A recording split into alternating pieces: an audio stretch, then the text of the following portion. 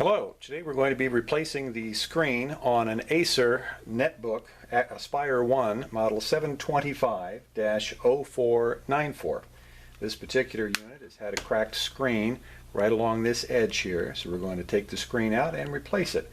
Let's get started.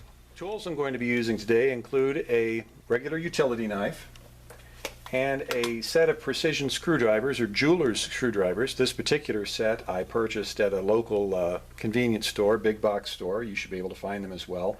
You really just need the one small Phillips head screwdriver out of the set, and those are the only two tools that you'll be needing. Before you do anything with your Aspire laptop to replace the screen, you'll first want to remove the batteries so that there's no electricity in the system at all. You can use your jeweler's screwdriver to slide over the battery release latch and pull the battery straight off the back of the unit. Let's get started. Where does the utility knife come in? Well, here on the laptop itself, on the bezel, there are two sticker covers over the two screens that hold the plastic bezel around the edge. So I use the utility knife to very gently remove, just get it onto the edge and gently push up on that plastic circle. It's just a sticker. Now there are two screws that hold the screen bezel in place. Here's the first one here. It's just a small jeweler's screw. Carefully unscrew it, and it should pop right out. Let's replace or pull the screw here on the other one as well. Now, with both of the screws removed here from the bottom edge of the bezel, you can remove the bezel. Generally, it's best to start around the edges on the side. They're just held on the rest of the way around with easy snaps. So if you're gentle, you can carefully pull those snaps off, and the bezel will pop off without causing any damage. Just work your way around carefully, starting from the side and down to the bottom. Now this is where you do have to be a little careful. The bottom of the bezel includes the cover hinge, that this is a plastic piece that comes over the bottom. So you need to be careful when you pull it off that you lift it up and out so that these plastic hooks don't get bent or broken when you remove the bezel. Now we've exposed the screen itself. The screen is held in by 4 screws, 2 at the top and 2 down here at the bottom. Let's remove those. Be a little careful when you're removing the screws because there are 3 of them that are visible. 2 here hold on to the hinge. This is the one that holds on to the screen. Make sure you take off the screen one, not the hinge ones, or you'll be taking apart more than you want to. Now, with all 4 screws removed from the screen, here and here, you can start pulling the screen off the back of the laptop lid. Be careful though, because immediately you'll hit some resistance with a wire. Right up here on the top, the video camera wire is attached to the back of the screen with a piece of tape. That's all, but just carefully remove that tape. And you see we left the tape on here, and then the screen itself will drop down flat on top of the keyboard. That's a good place to keep it for right now, and it does allow us to open the screen just a little bit more. And you'll see that the webcam wire goes up here. Down here is the connector to the actual LCD screen itself. You'll find another sticker, this white sticker here. Again, you can use your utility knife. Very carefully pull up a corner of that piece of tape. Pull that tape handler off.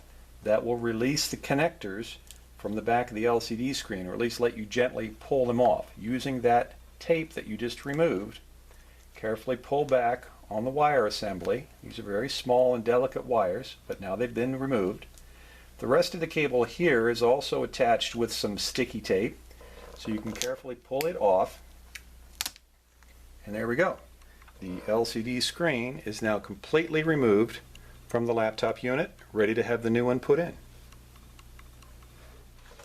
Well, when we took the old screen off, we simply laid it down on top of the keyboard, but it would be a good idea to put something nice and clean over this now so that when you put the new screen on top, it won't be scratching itself. Now it does have a protective plastic screen on it, so it shouldn't get scratched, but you can just keep things nice and clean by putting a piece of paper down on your keyboard. Now we have to do the reverse for the assembly. First off, we need to get this connector pushed back in to the slot connector here. Again, you want to be very careful. These are very fine connectors here, and they only slide in one way. So you need to get them positioned just right. Get the connectors positioned in the opening of the screen itself, Make sure they're aligned before you put any pressure on,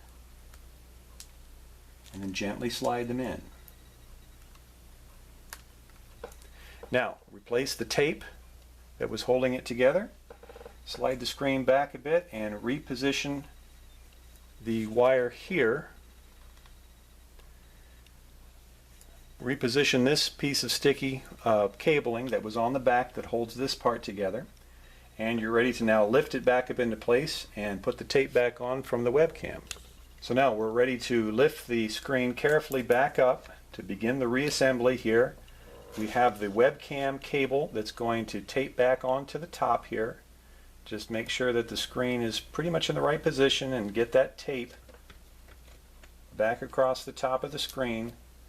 Make sure you get it pretty close to the old position so that you don't put tension on it when it's reassembled. For this particular laptop, I found it advantageous to actually lay it down on its screen and leave the keyboard facing up. It does have enough balance that it's not going to tip over, but this actually makes it easier to put the screws in because you're just pointing straight down with the screwdriver.